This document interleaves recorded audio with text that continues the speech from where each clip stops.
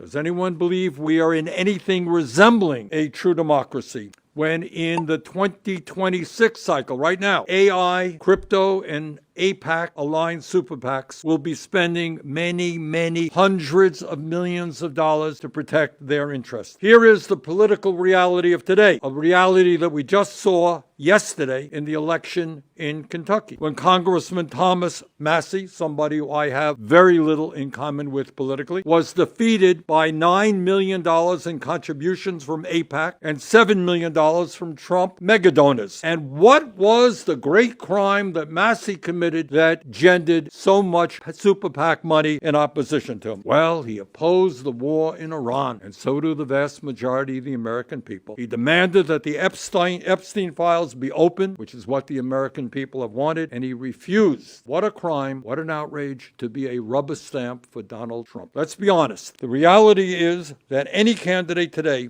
who stands up to the AI industry, the crypto, to AIPAC, and other special interests will be hit with an onslaught of TV ads and social media attacks paid for by the richest people in this country. As all of us know, 16 years ago, by a 5-4 vote, the Supreme Court in the Citizens United case issued one of the most disastrous decisions in the history of our country. Since Citizens United, billionaires and large corporations have poured huge amounts of money into the political process and in return are getting policies that serve their interests at the expense of working families, the environment, and a decent foreign policy. That is a major reason why the very rich in America are getting richer while working families are struggling. If we're going to create a government that works for all and not just the 1%, we have to end Citizens United. We have to get super PACs out of elections. And in my view, we have to move to public funding of elections. Today, the legislation that Representative Lee and I are introducing begins to do just that. Specifically, the Abolish Super PACs Act would limit individual super PAC contributions to $5,000. Billionaires would not be able to pour huge amounts of money into super PACs. And it would end the era of unlimited spending and put power back into the hands of the people. Way back in 1933, Supreme Court Justice Louis Brandeis made a very profound statement. He said, quote, "We can have democracy in this country, or we can have great wealth concentrated in the hands of a few, but we cannot have both," end quote. What Brandeis said back then was correct. It is even more accurate today. For the sake of our democracy, for the sake of an economy that works for working people and not just the very rich, we must ban super PACs and get big money out of politics. My pleasure to introduce Congresswoman Summer Lee. Thank you so much, Senator Sanders. It is, and I believe, one of the most important issues that we could work on right now. In fact, there's very little more that we can say or need to say, but really what we need to accept is that if we don't do something about big money in politics, we will have no democracy to fight for anymore. I'm Summer Lee, I'm Congresswoman for Pennsylvania's 12th Congressional District. Last year, we introduced on the House side, I introduced the Abolish Super PACs Act because this is a foundational issue facing our democracy. Today, we will ensure that we have bicameral introduction here in the Senate side because we can't afford to wait a single second longer. The senator talked about it. Yesterday, we saw another record break, the most expensive House race in the history of the United States. That comes just 2 years, very predictably, after the last time that we had the most expensive House race in the history of the United States. And this is just the beginning. What we see more and more and more are big moneyed interests, whatever those interests may be. It may be this year or this cycle, maybe AIPAC or crypto or AIPACs. It may be an individual like your Jeff Yasses in Pennsylvania or Paul Singer or Elon Musk. But whoever it is, it's never the interests of actual working class people. For decades, we have watched as Republicans have worked to enshrine minority rule by investing in the courts and shaping the judiciary, stacking it with judges who will protect the wealthy and the powerful and never the people. We've also seen a huge decline in our democratic safeguards. Most recently, we've seen the courts almost completely gut the fundamental right to vote itself through dismantling the Voting Rights Act, through gerrymandering, through voter ID laws, through closing polling locations in Black and brown communities, and through making it harder to register to vote in the first place, harder to cast a ballot, harder to have that ballot count. And we are seeing the court suppress representation through campaign finance, like when we saw Citizens United. open the floodgates to dark money pouring into our elections, drowning out the voices of working people. Listen, this is a simple issue. When we talk about what Americans actually want, there always is a gap, a disconnect between the people in power and the people who are waiting for power to move on their behalf. We hear it every single election cycle. Everyday Americans who are urgent about our climate crisis or who are begging for educational equity, for public education in the wealthiest nation on earth, who are begging for Medicare for all, who are watching their loved ones, who are maybe themselves having to choose between their prescription drug costs or a medical bill or their dental bill or their rent or their mortgage or their groceries or their gas prices. We're watching Americans who are watching our government continuously fall short on its charge to make sure that the least of these, that the most vulnerable, that working class people have the protections, the rights that they need. And when you look at the core of it, the foundation of why we are here, it is because at the end of the day, your members of Congress or your senators are more inclined to have to answer to moneyed interests than they are to their constituents. Because more often than not, it isn't just the money that pours into the campaigns themselves, but that money follows them every step of their career. From the time that they first pledged to run, to their inauguration or their swearing in, to every vote they take on the floor. It's a moneyed interest that's on the floor with a member of Congress, never the person who is suffering because of the policy decisions we make. And that has a simple solution. I don't want to minimize it, but there is a solution. Our bill would ensure that millionaires, billionaires, corporations, corporate interests, special interests would no longer be able to get around the guardrails, the limitations that everyday individuals like you and I have.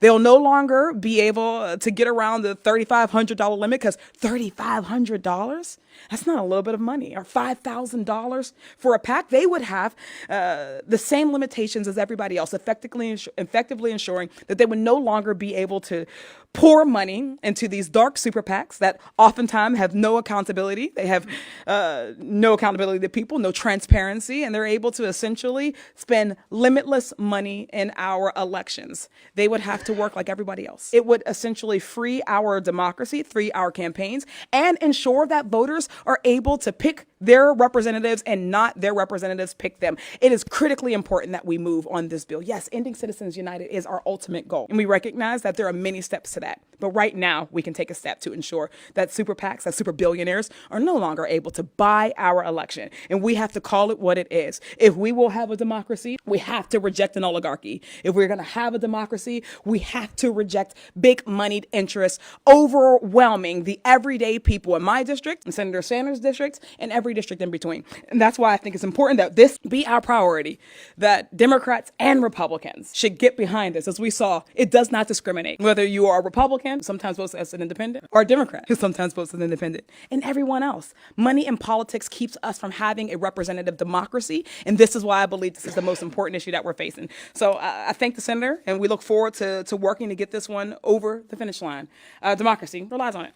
Thank you very, very much, Congresswoman. Let me just reiterate what you just said. Most important point. People wondering why we're the only major country on earth not to guarantee health care. Why we have an insane $7.25 an hour minimum wage. Why we're doing very little on climate change, et cetera, et cetera. And there is one simple reason. And what she said is, this is the most important reason. You do have a government that works very hard for the billionaires. And what Summer and I are saying is that maybe, just maybe, we should have a government that works for working people, not wealthy campaign contributors. All right, any questions? Yes, sir.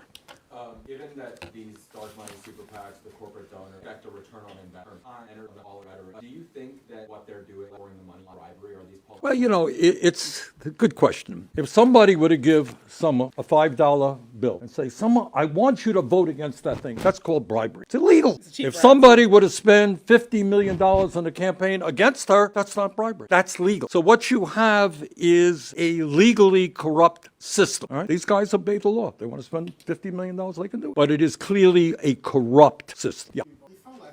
Incumbents. But I'm curious from your giving all the money. How does it people who Good question. being a part? I know we're talking about politics. No, you're right. Big money, political process prevent Yeah. from your perspective.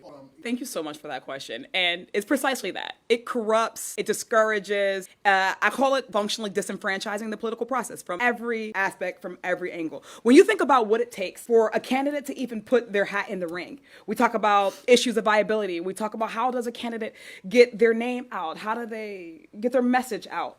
everyday people are going to find it harder and harder and harder to be able to participate in our democracy. The more money that floods into our elections, the less likely a candidate themselves are to be responsive to their constituency, to be responsive to working class people, because they have to compete. They have to, as I say, audition. You see so many candidates who are auditioning, spending all of their time auditioning for big money to come into their districts. Oftentimes because they recognize that they probably couldn't win if those types of dollars are not flooding districts. But also, the dollars themselves have an effect. I can talk about my race when I first ran, what it was like to sustain a $3.5 million attack, disinformation campaign, where we know that sometimes the loudest message is the message that resonates. But what it does is it denies people the ability to make their best decision, an informed decision, especially when we have loose laws on what they can spend on those dollars.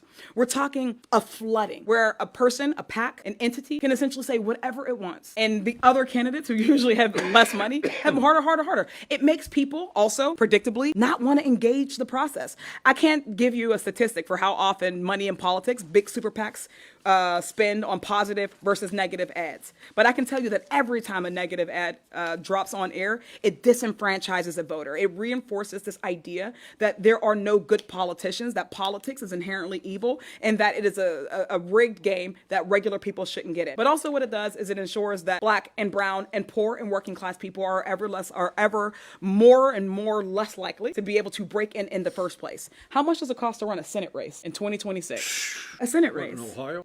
In Pennsylvania, in Ohio, in Texas, in Florida, in Georgia. These races are exorbitant. It keeps everyday working class people out as candidates and as voters. Because again, in a representative democracy, we shouldn't have a democracy only of wealthy people, a democracy where only the wealthiest people or the best connected people or the ones who are willing to take the bribe are able to participate. So eventually what we'll see is the government that we've been trying to perfect from the very beginning, one that is probably overwhelmingly run by wealthy people, wealthy men. Women are less likely to have money. Black women particularly are less likely to receive campaign donations, and when they do, usually at a much lower rate than other candidates. And our candidate crop will start to reflect that if we do not fix it. Let me just add to that, and I agree with everything that the Congresswoman said. Just on a personal level, right? Let's just say you're an ordinary person. You think there's something wrong when the very rich getting richer and working people are struggling. You think that maybe the United States should join every other major country and guarantee health care to all people. You think that maybe we should be concerned about the impact that AI is going to have on all of our lives. You think maybe we should have a just foreign policy and not be supporting a government which has committed genocide. Millions of people hold those views. And then you're thinking, hey, if I decide to run for Congress, you know what I'm going to be up against? Not just huge amounts of money. I'm going to be up against personal attacks of the worst kind, all kinds of lies. Going to run for office? No, forget it. Let somebody else do it. So what this starts to answer your very, very good question. We believe in democracy. We want people to run for, I don't give a damn what your political view is. Get involved. Stand up and defend yourself. But how many people are going to do that when they're going to have millions and millions of ugly dollars in ugly ads? You know, there was one in the Massie case. Were you part of his date in a hotel room, or was it just I think it was two others of our friends. I mean, a completely total AI fiction. That's what you have to deal with. So you ask me, are people gonna jump into an election? There's gonna be a lot of hesitancy. It takes very brave people to run. Yes, ma'am. Good.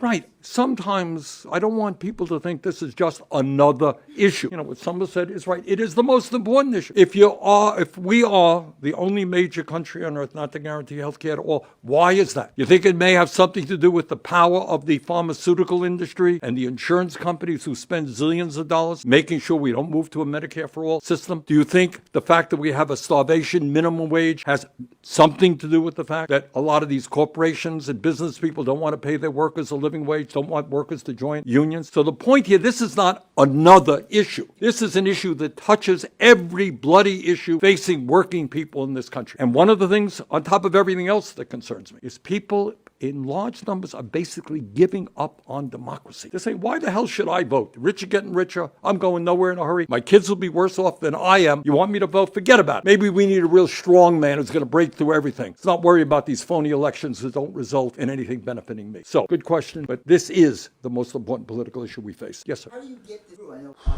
McCain finally will pass the Republican president and Republican Congress. How do you get even a vote through your last? Well, it's a great question. When you take on the billionaire class, and we got representatives here in Congress representing the billionaire class, it is going to be hard for us, admittedly, to pass legislation which takes away the power of the billionaire class. In my view, the way we do it is the way we bring about change, and always have brought about change, is that at the grassroots level, that millions of people stand up and demand an end to a corrupt campaign finance system. I want the day to come. When somebody is running for office, I want somebody at a town meeting to say, hey, candidate, do you support this legislation or not? Do you think we should end Super PAC control over the political process? When we can begin to do that, I think we have a chance to get this thing through.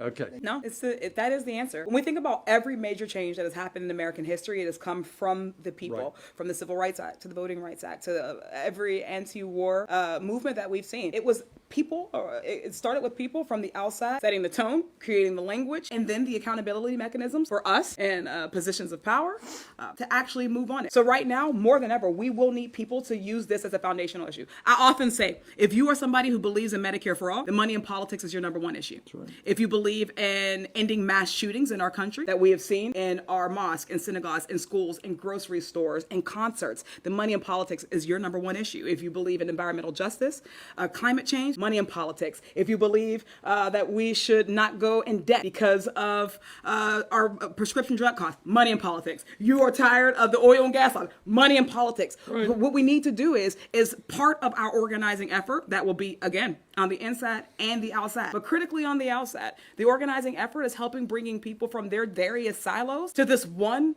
issue that will actually free each and every one of them. But it will also help us to focus as we're building our agenda, our affirmative vision for the country that we'll have gone into not just November, but of course into 2028. It will give us the structure, the foundation to actually build that type of agenda. Americans see our party, the Democratic Party, serving two masters, and there is a demand that we pick. We cannot be the party of corporate interests and a party of working people at the same time. By centering money in politics, by running on it, by organizing around it, and by helping people understand that their power lies in taking this piece, this bit of influence from these billionaires, then this is how we will actually grow the party, grow the coalition, expand the electorate, and then be able to get people with gavels who will actually then move on these things.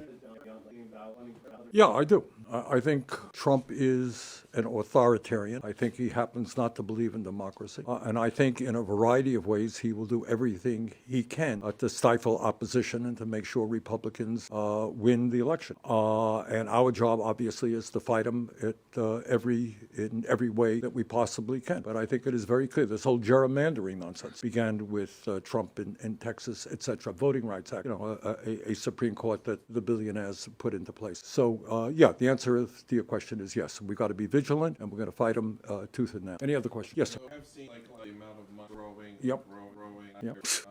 It feels bad saying it, doesn't it? Well, let me get to my point. But the Republicans are openly begging you to reward more, and their answer not there.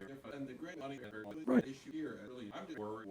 It's not a problem. It is a fundamental crisis in American democracy. Right, but this could get Look. Look, if you are worth several $100 billion, what is the problem with spending a couple of $100 million on politics to elect the candidates of your choice? If in return you're going to become the head of Doge, if in return you're going to get all kinds of federal contracts, if you're going to get $1 trillion in tax breaks for the 1% while we throw 15 million people off of healthcare. So the point is, look, this goes hand in hand with oligarchy. All right? The rich have unlimited amounts of money, and spending a few $100 million if you're a multi-billionaire, what's the problem? But what you're defining is the corruption of American democracy, and why Summer and I are going to work so hard to try to change that. All right, any other? Yes. Let me get to anybody else and ask the first question? Yeah, man. That's right.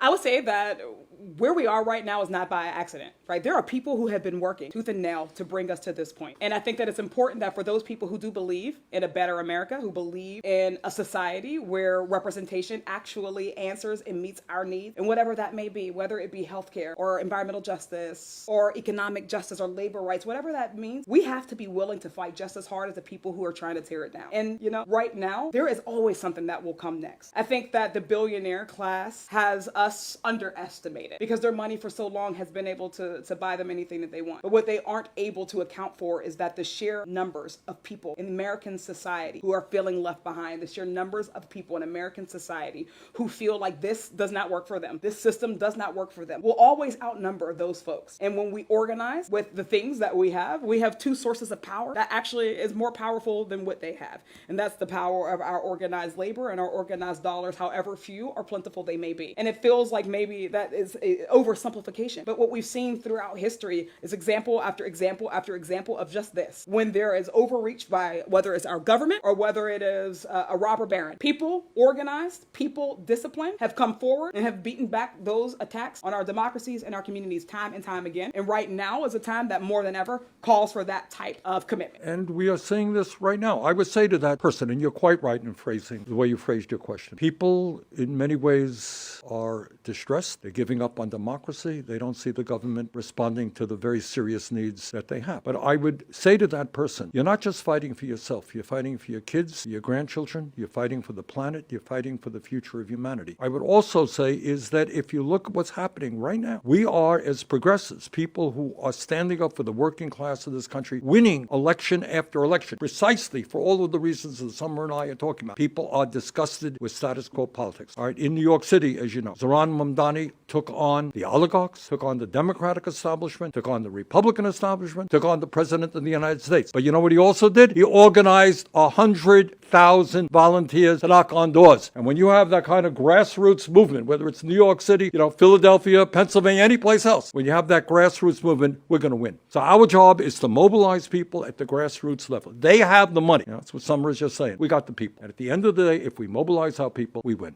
All right. Thank you all. All right. Yes, back there.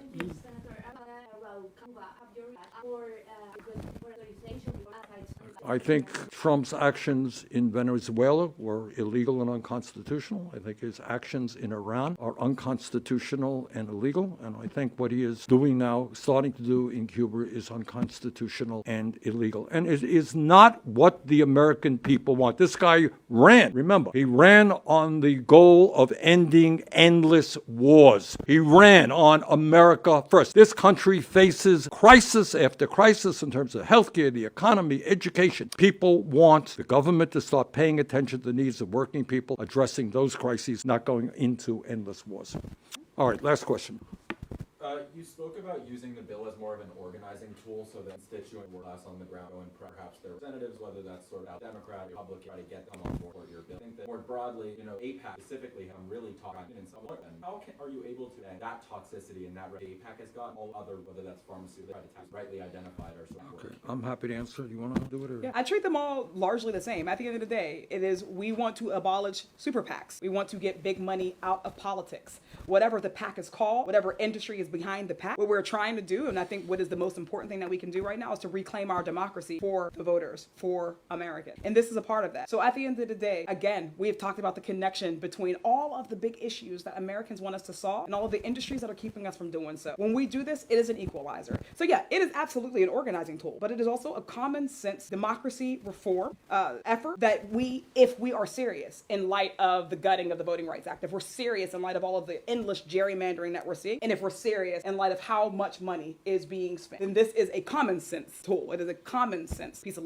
legislation that should, as we see, garner support from both ends. Right. So we talk about it as it is. I don't care if it's crypto. I don't care if it's the charter school lobby. I don't care if it's AIPAC or anyone else. People deserve the right to their government, and they cannot have that if they can't even afford the entry ticket in. On that note,